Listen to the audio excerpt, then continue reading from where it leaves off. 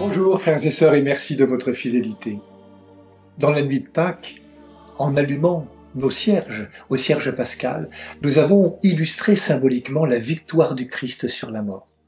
Nous avons dit clairement, Christ est ressuscité, Christ est vivant. Désormais, les horizons humains sont éclairés eux aussi. Le Christ ressuscité vient donner sens à nos vies, il vient faire de nous des disciples. Tout comme Simon-Pierre, Nathanaël et les autres disciples, nous voilà dans la barque qui est l'Église et nous essayons de remplir les filets de nos vies d'une nourriture qui fait vivre. Désormais, par la foi au Christ ressuscité, nos vies et celles des autres prennent tout leur sens. Comme me le partageait une femme, ce qui était impossible en un mot devient impossible en deux mots. C'est le miracle de la foi. Et le récit de l'Évangile de ce jour nous montre comment le ressuscité reste humain, proche. Ce qui frappe, en effet, dans le texte, ce sont les nombreux détails qui donnent une atmosphère chaleureuse.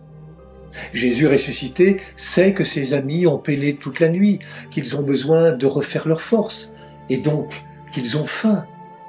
Vous avez remarqué le soin qu'il a pris de leur préparer un feu de braise et de leur faire cuire du poisson avant de leur partager le pain et la nourriture.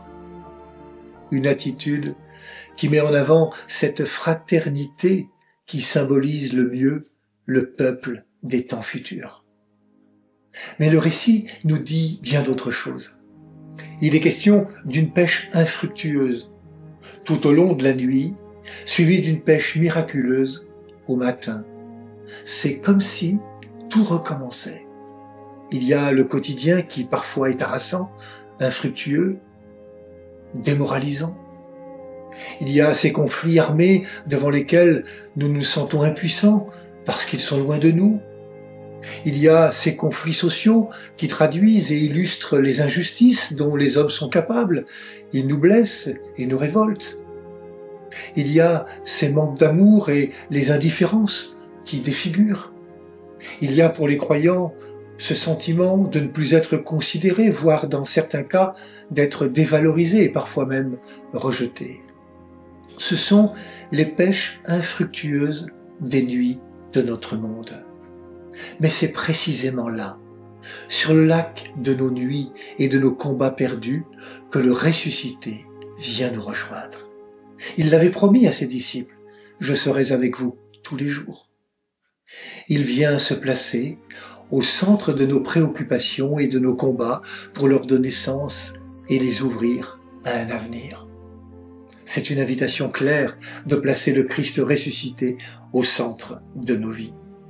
Si les disciples d'autrefois ont réalisé une pêche miraculeuse, c'est parce qu'ils ont cru à la parole de Jésus, parce qu'ils ont accepté de la mettre au centre de la barque, au cœur de leur vie de pêcheurs de poissons.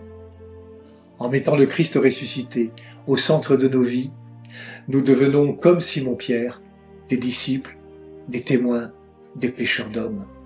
L'homme est placé au sommet de la préoccupation du Christ.